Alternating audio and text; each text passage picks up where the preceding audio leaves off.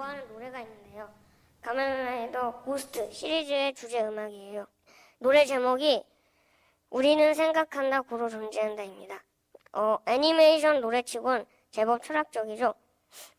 그런데 이 노래 마지막 부분을 따라 부르면 이렇습니다. 제가 한번 불러보겠습니다. 우리가 태어난 이유가 있을까 생각해봐도 결론은 나지 않아. 그래도 우리는 영혼을 불태워 참고 견디며 찾아낼 거야 언젠가. 같은 시대 같은 공간 속 우연히 만난 친구들이여 우리는 생각한다 고로 존재한다. 새로 만들어질 역사에 함께 걸어갈 친구들이여 우리는 생각한다 고로 존재한다.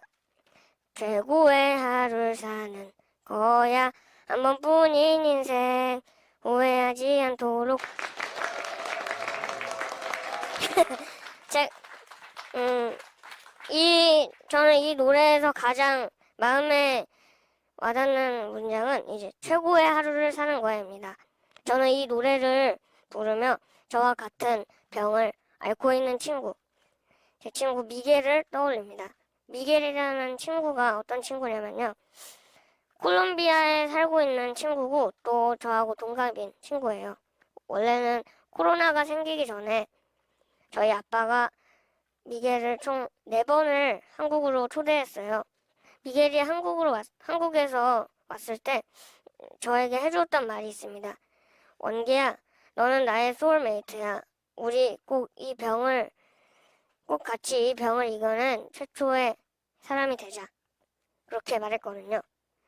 미겔을 다시 만난 날을 꿈꾸며 저 역시 좀 답답하고 힘들지만 그래도 잘 견뎌내고 있습니다. 여러분도 누군가를 위해 꼭 힘을 내시길 바랍니다. 이 노래의 가사처럼 우리는 지금 같은 공간과 시간을 살아가는 사람들입니다. 분명히 우리가 이 코로나를 이겨내고 멋진 세상을 만들 수 있을 겁니다. 여러분과 여러분을 생각하는 소울메이트들을 위해 힘을 내시길 부탁드립니다. 제가 미겔을 생각하며 힘을 내고 있듯이요. 얼마 전에 온라인으로 미겔과 영상통화를 했습니다. 코로나가 잠잠해지면 미겔을 다시 꼭 한국으로 초청하려고 합니다. 제가 미겔을 생각하면서 힘을 내는 건 미겔은 저보다도 안 좋은 환경 속에서 잘 지내고 있고 잘 살고 있기 때문입니다. 그리고 미겔 또한 저의 소울메이트이기 때문입니다. 우리 모두 힘을 냅시다.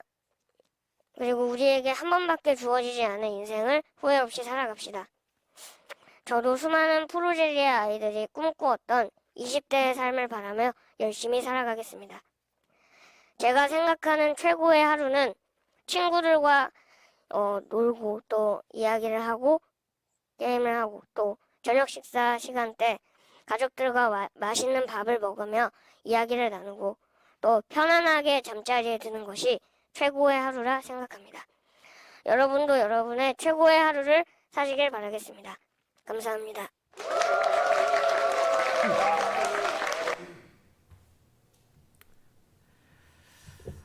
지금 영상에 나오는 이 홍원기라고 하는 이 중학생인데요. 지금 15살입니다. 지금 앓고 있는 병은 소아조로증이라고 하는 병을 앓고 있는데 이 소아조로증이라고 하는 병은 사람의 혈관 그리고 피부, 장기 이것이 급속도로 노화되는 그런 병입니다. 그래서 기대 수명은 어린아이 태어나가지고 15살에서 많으면 20세. 이것이 기대 수명입니다. 최대 기대 수명이 20세예요. 아까 원기가 말했는데 20대를 꿈꾼다라고 하는 말은 기대 수명을 넘어서 살기를 원한다라고 하는 그런 자기의 소망을 말하고 있습니다. 그는 우리의 삶의 속도보다 7배 빠릅니다. 우리 하루는 그에게 있어서 그에게 있어서 하루는 우리에게 일주일이에요. 하루 지나가면 그에게는 일주일이 지나간 것입니다. 한참 커야 될 그의 나이, 그의 키는 불과 1m에 불과합니다. 그의 남은 생애를 생각해 보면 최대 기대 수명을 적용하더라도 지금 15살이니까 불과 몇 년 남지 않았습니다. 그는 우리에게 말합니다. 후회하지 않도록 최고의 하루를 살아라. 후회하지 않도록. 인생 한 번뿐인데 후회함이 없도록 살아라 라고 하는 그런 말을 하고 있습니다. 우리나라의 그 유일한 어쩌면 하나 내지는 둘밖에 없는 이런 희귀병인데요. 콜롬비아의 미겔이라고 하는 자기가 똑같은 나이에 똑같은 병을 앓고 있는 사람을 친구를 초청해 가지고 그에게 여러 가지 이야기를 하면서 그가 말하기를 원기 너는 내 소울메이트다. 진정한 친구다라는 그런 말을 하면서 우리가 함께 이 병을 꼭 이겨내서 최초로 세상에서 이 소아조로증을 극복한 그런 사람들이 되자라고 하는 그런 말들을 나눴습니다. 그러면서 이 홍원기는 시청자들한테 말하기를 여러분 누군가를 위해서 힘을 내시기 바랍니다. 우리는 같은 공간, 같은 시간을 살아가고 있습니다. 분명 우리는 코로나를 이겨내고 멋진 세상을 만들어낼 수가 있을 것입니다. 여러분과 여러분을 생각하는 소울메이트를 위해서 힘을 내시기 바랍니다. 우리에게 힘을 내라고 그렇게 말하고 있습니다. 가을은 깊어가고 있습니다. 이 계절 중에서 깊어간다고 하는 표현을 하는 계절은 가을밖에 없는 것 같아요. 봄이 깊어간다든지 여름이 깊어간다든지 가을이 깊어간다는 말은 우리가 많이 한 것 같습니다. 2021년도 시작한 지가 엊그제인데 벌써 4분의 3이 지나고 이제 끝자락을 향해서 가고 있습니다. 참 나이가 들어가면서 우리가 흔히 말하는 것은 세월이 참 빠르네 라고 하는 말을 나이가 들어가는 사람일수록 많이 하는 말 가운데 하나입니다. 세월이 얼마나 빨리 가는지 쏜살 같다라는 표현을 하고 있는데 화살 시위를 떠난 그 화살이 날아가는 속도처럼 세월이 빨리 간다는 뜻입니다. 오늘 본 말씀에도 우리가 날아가나이다 라고 표현하고 있습니다. 독일 시인 라이너 마리아 릴케라고 하는 시인이 가을날이라고 하는 시를 참 유명한 시죠. 여러분들이 그 시를 아십니다. 그 내용 가운데 이런 내용이 있습니다. 마지막 과실을 잊게 하시고 이틀만 남국의 햇볕을 주시어 그들을 완성시켜 마지막 단맛이 짙은 포도주 속을 스미게 하십시오 라는 그런 구절이 있습니다. 릴케가 간절히 바라고 있는 것은 물질의 풍요가 아닙니다. 권세가 아니고요. 명예가 아닙니다. 이틀만 더 남국의 햇빛을 주셔서 과실들이 충실하게 있게 하셔서 완성시켜서 마지막 단맛이 포도주 속 깊은 곳에 스며들게 해달라는 그런 소박한 기도를 하고 있습니다. 우리가 이 시를 생각하면서 하나님 우리에게 정말 은혜를 더욱 주셔서 우리의 믿음이 성숙한 믿음이 되게 해주시고 하나님의 영광을 나타내고 향기를 나타내는 삶이 되게 해주십시오 라는 그런 기도를 우리가 해야 되지 않겠나 하는 생각을 하게 됩니다. 오늘 본문 말씀해 보니까 우리에게 우리날 계수함을 알게 해달라. 우리날 계수함을 가르쳐서 지혜로운 마음을 얻게 하소서. 우리의 남은 날, 또 우리가 지나온 날, 과거 내가 어떻게 살았을까? 어떤 삶을 살았을까 하는 것을 생각해보고 앞으로 나는 어떻게 살아야 될까 하는 것을 생각하게 해달라. 이런 지혜로운 마음을 얻게 해달라고 기도 내용을 우리에게 말씀해주고 있습니다. 여러분 어느 사형수의 5분에 대한 이야기를 많이 들어보셨을 것입니다. 28세의 젊은 청년 사형수가 되어서 사형장에 끌려갔습니다. 사형 집행관이 이 젊은 청년에게 마지막 5분의 시간을 줬습니다. 배려한 거죠. 그런 5분의 시간이 자기에게 주어졌다는 생각을 할 때 그 순간 자기의 머릿속에 스쳐 지나가는 것들이 있었습니다. 주마등처럼 과거에 살았던 삶이 스쳐 지나갔습니다. 방탕하고 또 도박하며 보냈던 세월들이 스쳐 지나갔습니다. 너무나 후회스러웠습니다. 그에게 주어진 5분은 너무나 소중한 시간이었습니다. 그래서 이 5분을 어떻게 쓸까? 잠깐 고민을 하면서 생각했습니다. 나를 알고 있는 모든 사람들, 부모, 형제, 친구 생각하면서 그들을 위한 작별 기도를 2분간 해야 되겠다. 두 번째는 오늘까지 살게 해주신 하나님께 감사하고 또 곁에 있는 사형수들에게 한마디씩 작별 인사를 하는데 2분. 그리고 나머지 1분은 하늘을 바라보고 대자연을 바라보고 땅을 바라보고 지금까지 내가 딛고 살았던 땅을 생각하면서 감사하면서 1분을 써야 되겠다. 이런 생각을 했습니다. 그래서 먼저 자기가 알고 있는 부모, 형제, 친구들을 생각하면서 작별 기도를 합니다. 그 기도를 하는 순간 2분이 벌써 지나가 버렸습니다. 이제 3분 남았습니다. 이 3분 남은 내 인생이 3분 남았다 하는 생각을 할 때 너무 눈앞이 깜깜해졌습니다. 내 인생도 이제 끝이구나 하는 생각을 하면서 그런 당황했습니다. 지나가버린 28년이라고 하는 세월이 너무 후회스러웠습니다. 조금만 더 살 수 있다면, 조금만 더 살 수 있다면 하는 회한의 눈물을 흘리는 순간 멈추시오 라는 소리가 들려왔습니다. 한 병사가 뛰어오면서 사형 집행하지 말고 유배를 보내달라고 하는 황제의 명령이요 라고 그 전가를 가져왔습니다.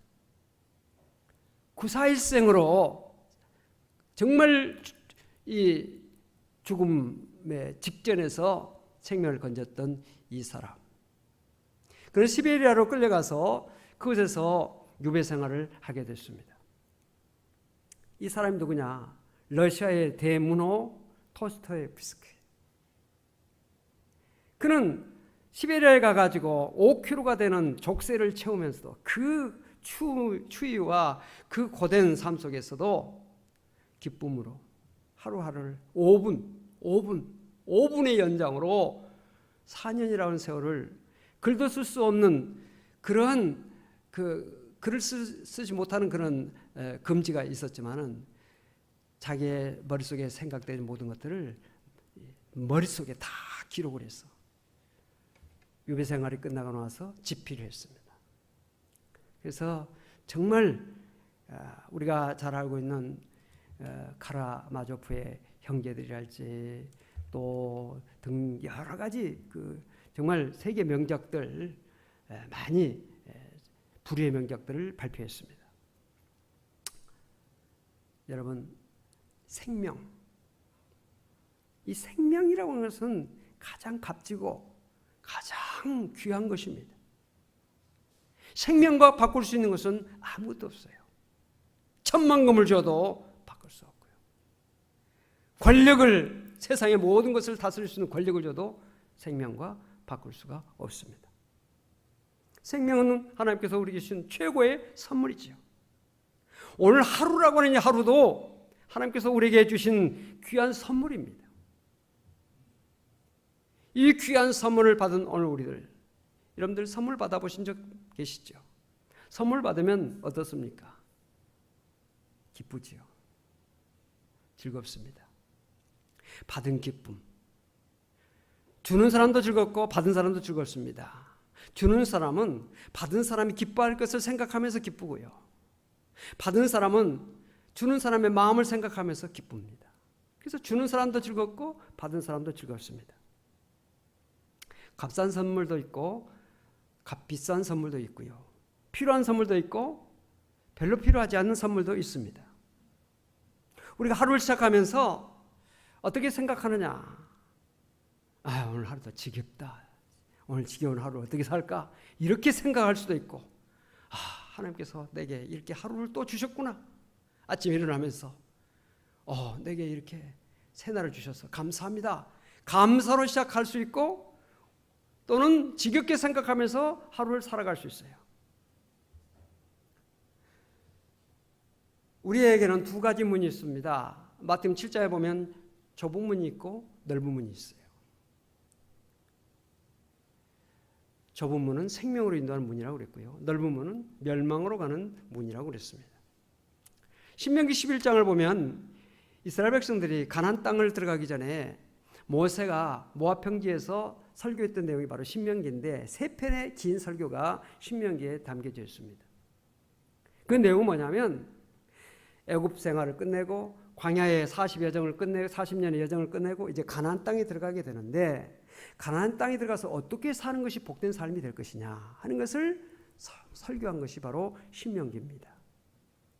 모세는 신명기 11장에서 이스라엘 백성들에게 말합니다. 오늘 복과 저주를 너희 앞에 둔다. 복과 저주를 너희 앞에 둔다. 너희가 만일 하나님의 명령을, 하나님의 말씀을 지켜 행하면 복될 것이고, 하나님의 말씀을 지켜 행하지 않고 다른 신을 섬기면 저주가 될 것이다 라는 말씀을 합니다. 축복과 저주, 하나님의 말씀대로 사느냐 살지 않느냐에 달려있다고 말씀하고 있습니다. 그래서 그 계속해서 11장 29절을 보면 너희가 그 땅에 들어가서 그리심산에서 축복을, 그리고 에발산에서 저주를 선포하라 라는 말씀을 했습니다. 그리심산과 이 에발산은 가까이 있는 산입니다. 골짜기를 사이에 두고 두 산이 마주보고 있습니다. 자, 여러분들 보면 제가 볼 때 왼쪽에 있는 것이 그리심산이고요, 오른쪽에 있는 것이 에발산입니다. 골짜기를 앞에 놓고 마주보고 있습니다. 쌍둥이 산과 같아요. 그리심산은 854m이고요. 에발산은 조금 더 높습니다. 920. 이 산인데 지금 우리가 볼 때 이 그리심산은 좀 나무가 좀 더 많고요. 에발산은 원래 에발이라고 하면 민둥산이라는 뜻입니다. 나무가 거의 없는 그런 산입니다. 세겜 쪽에서 바라보는 이 그리심산은 이제 햇빛이 잘 비치는 곳에 있기 때문에 나무도 자라고 숲이 울창합니다. 축복의 상징으로 이게 되고 있습니다. 그런데 이 에발산은 민둥산이어서 그곳에는 나무가 자라지 않고 또 어두운 그늘진 산이기 때문에 저주의 상징이 되고 있습니다. 이 두 산은 아주 가까이 있습니다. 그럼 우리에게 뭘 교훈해 줄까요? 축복과 저주는 멀리 있는 것이 아니라 가까이 있다는 것입니다. 가까이. 마치 동전의 앞뒤처럼 아주 가까이 있어요. 축복이냐 저주냐. 우리 마음도 그렇잖아요. 우리 마음에도 악한 마음이 있고 선한 마음이 동시에 있습니다. 선한 마음이 이길 수가 있고 악한 마음이 이길 수 있어요. 우리가 말을 할 때도 좋은 말을 하려고 할 때도 있고 나쁜 말을 하려고 할 때인데, 좋은 말을 하려고 하는 마음이 이길 때는 좋은 말이 나가게 되고, 나쁜 말이 나가려고 하는 그런 마음이 이기게 되면 나쁜 말이 나가게 되고, 우리의 마음에 동시에 두 가지가 있어요. 그런데 여호수아서 8장을 보니까 이스라엘 백성들이 이 에발산에서 제단을 쌓고 하나님 앞에 제사를 드리는 그것이 나옵니다. 그 여호수아가 이스라엘 백성들과 함께 그곳에서 제단을 쌓는데, 언제 쌓느냐? 아이성과의 싸움에서 패배하고 난 다음에 그곳에서 제단을 쌓습니다. 왜 아이성에서 패배했습니까? 그보다 훨씬 크고 강한 여리고 성도 무너뜨렸던 이스라엘 백성들인데, 하나님 말씀이 여리고 성을 무너뜨리면 첫 번째 함락시켰던 그 여리고 성에서 탈취한 모든 것은 다 하나님 것이다. 하나님 것으로 하나님께서 지정을 하셨습니다. 그런데 아간이라고 하는 사람이 여리고 성을 정복하고 나서 값진 좋은 외투 그리고 은금 이것을 탈취해서 착복을 했어요. 이것이 죄가 되어서 이스라엘 백성들이 큰 패배를 당하는 원인이 됐던 것입니다.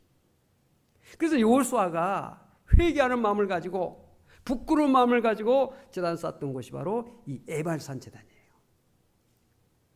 오늘 우리가 세상 속에서 부끄러운 제단을 쌓지 않도록 하나님의 말씀에 순종하고 하나님께 영광 돌리는 삶을 살아서 하나님 앞에 나와 예배드릴 때마다 기쁜 마음으로 감사한 마음으로 영광 돌리는 마음으로 예배를 드려야지 부끄럽고 처절한 그 실망 그리고 실패 아픔 가운데서 하나님 앞에 나와서는 안 되지 않겠느냐. 여러분, 우리가 최고의 하루를 살기 위해서는 두 가지가 필요합니다. 첫째는 사랑이에요. 사랑. 우리가 최고의 하루를 살기 위해서는 사랑하면서 살아야 됩니다. 여러분, 사랑이라고 하는 것은요, 정말 하나님은 사랑이시다. 요한일서 4장 8절에 그렇게 말씀하고 있는데요. 이 하나님은 사랑이라고 표현할 수 있을 만큼 사랑의 그 가치는 큰 것입니다. 믿음, 소망, 사랑 이 세 가지는 항상 있을 것인데 그 중에 제일은 뭐예요? 사랑이다. 여러분, 하면 할수록 지겹고 힘들고 고통스러운 게 있는가 하면 하면 할수록 즐겁고 기쁘고 행복한 것이 있습니다. 하면 할수록 기쁘고 즐겁고 행복한 것이 뭐냐? 사랑이에요. 사랑. 사랑하면 하면 할수록 기쁘고 사랑하면 할수록 행복합니다. 이 사랑의 속성이에요. 인간의 행복과 불행은 사랑에 달려 있어요. 사랑받으면 행복하지만 사랑받지 못하면 마음이 아프고 정말 고통스럽습니다. 불행합니다.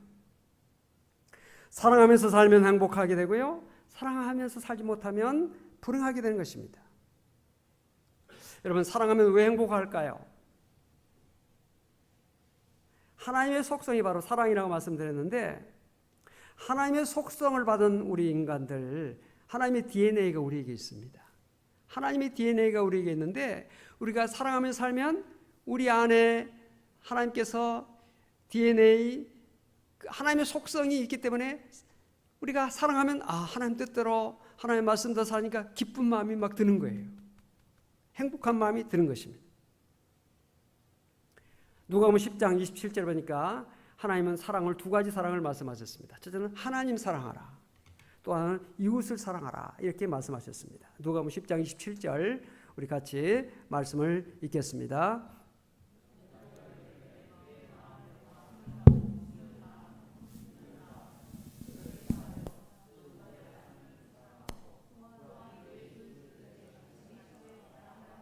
내 마음을 다하며 목숨을 다하며 힘을 다하며 뜻을 다하여 주 너의 하나님을 사랑하고 또한 내 이웃을 내 자신같이 사랑하라 하였나이다.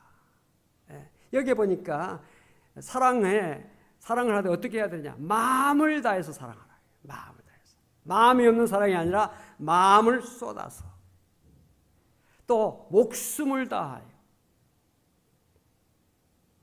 목숨을 주는 사랑은 얼마나 큰 사랑입니까? 우리가 예수님의 사랑을 가장 큰 사랑이라고 말할 수 있는 것은 예수님께서 우리를 위해서 목숨을 주셨잖아요.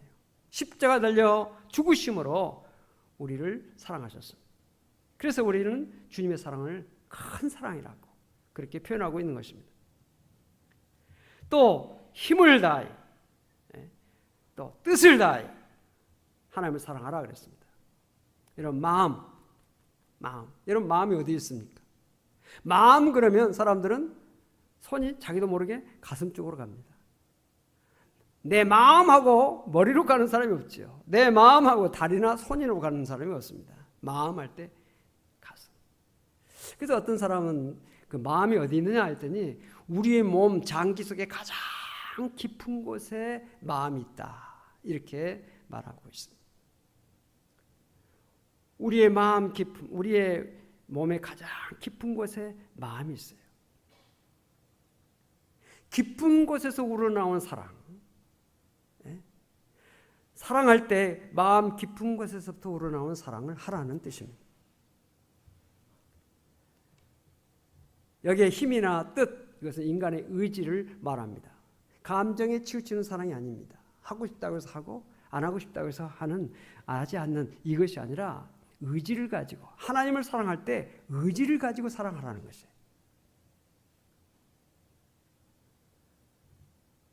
내 마음의 감정에 좌우돼서 그렇게 하지 말고 아주 의지를 가지고 해야 되겠다고 하는 그런 의지를 가지고 하라는 것이에요. 사랑도 의지가 있어야 됩니다. 베드로서에도 보니까 열심히 사랑하라 그랬어요. 열심히 사랑하라. 또한 이웃을 자기 몸같이 사랑하면 인간이 할 수 있는 최선의 사랑이라 할 수 있습니다. 다른 사람을 사랑하되 내 몸처럼 사랑한다. 사실 우리가 자기 몸을 가장 먼저 생각하잖아요. 자기 몸을 가장 먼저 사랑하고 먼저 위합니다. 이것이 우리 인간의 마음인데 내 몸처럼만 다른 사람을 사랑하면 주님께서는 그것이 큰 사랑이라고 말씀하고 있는 것입니다. 우리가 하나님을 사랑하고 이웃을 사랑하는 하루를 살아갈 때 그 하루는 최고의 하루가 될 수 있어요. 값진 하루가 될 수 있어요. 보람된 하루가 될 수 있어요. 좋은 하루가 될 수 있어요. 하루하루를 사랑하면서 살자. 최고의 하루를 만들어 나가게 될 줄로 믿습니다. 또 하나는 뭡니까? 감사예요. 감사. 감사로 시작해서 감사로 살고 감사 하루를 마치는 거 얼마나 좋은 하루입니까? 하루에 눈을 뜨면서 하나님 새날 주셔서 감사합니다. 하루를 이렇게 살아갈 수 있도록 은혜 주신 거 감사합니다. 5분도 귀하고 너무나 값진데 5분이 아니라 24시간 이 하루 5분이 아니라 여러분에게 하루의 삶의 시간을 주셨다면 어떻게 하시겠어요? 당신에게는 딱 하루가 있어 생명이 존재할 수 있습니다. 라는 그런 것이 왔을 때 여러분들은 이 하루를 어떻게 사시겠어요?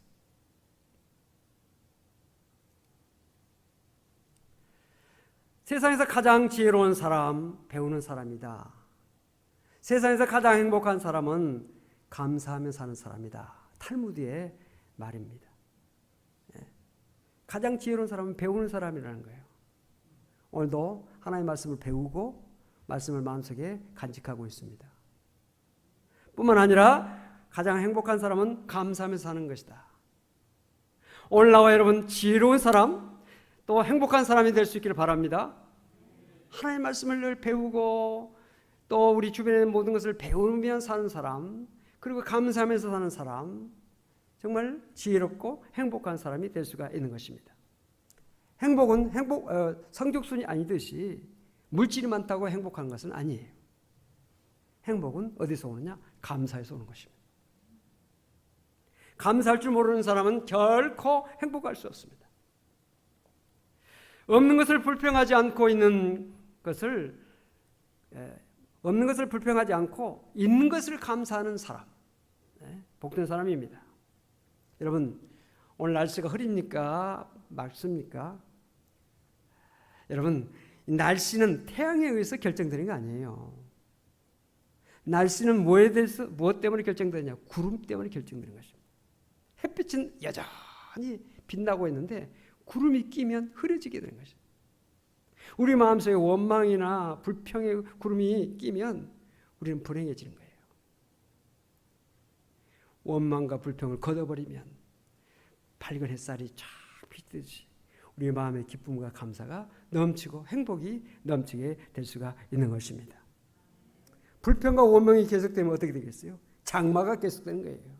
장마. 지루한 장마. 감사의 문이 열리면 행복이 문이 열리게 되고 불평의 문이 열리면 불행이 도적같이 임하게 되는 것입니다. 그러므로 불평의 구름 몰아내야 됩니다. 원망의 구름을 다 몰아내야 됩니다. 찬송하면서 감사로 말씀으로 몰아내야 돼요. 여러분 찬송 많이 해보세요. 우리 마음에 기쁨이 생겨납니다. 감사가 터져나게 됩니다. 행복은 감사의 크기, 사랑의 크기에 비례해요.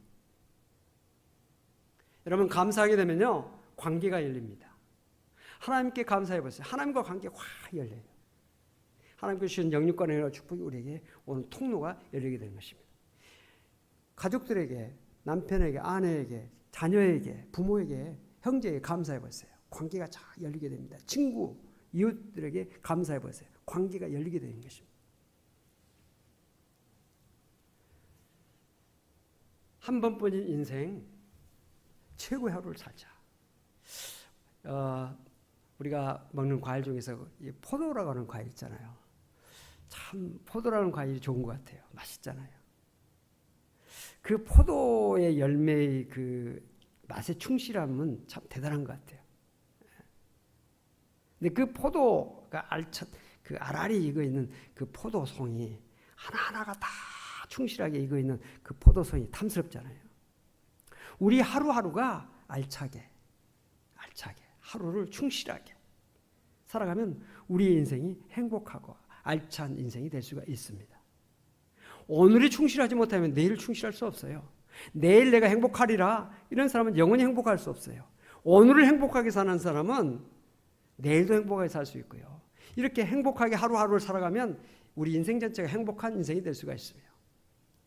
나는 지금 행복하지 못하지만 내가 나이가 어느 정도 되면 그때는 행복할 것이다. 이렇게 생각한 사람은 그때 되면 또 그 행복은 저만큼 있어요. 하루하루를 최고로 살자.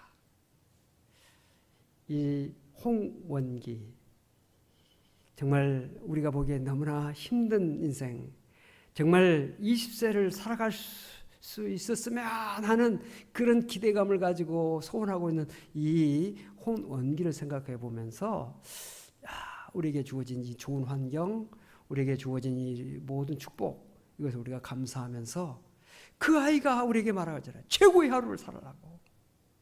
최고의 하루를 살라고 그가 우리에게 말하고 있는데 하나님께서 우리에게 이 땅에서 최고의 하루하루를 살아가기를 원합니다. 생육하고 번성하여 땅에 충만하라.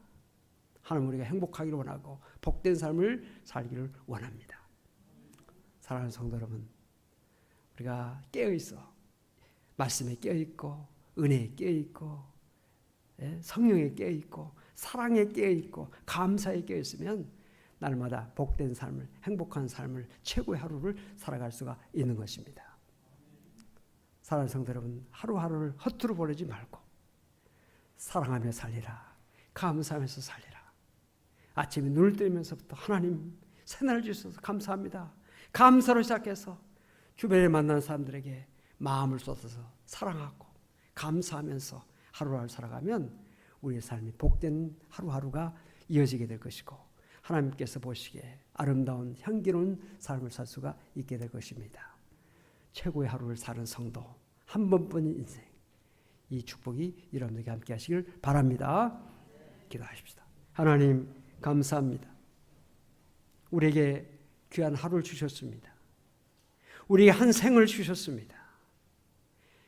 하나님께서 주신 이 놀라운 축복의 선물을 감사하고 하나님께 영광 드리고 이웃을 사랑하고 섬기고 하루하루를 알차게 보람되게 행복하게 살아갈 수 있는 지혜를 저희들에게 허락하여 주시옵소서. 우리 나를 계수함을 알게 하사 지혜로운 마음을 얻게 해달라고 말씀하셨습니다. 지금까지 살아온 나의 나를 생각하고 나의 남은 나를 생각하면서 하나님 앞에 아름다운 삶을 살아가는 모든 성도들 될 수 있도록 축복하여 주시옵소서. 감사드리며 예수 그리스도의 이름으로 간절히 기도하옵나이다. 아멘.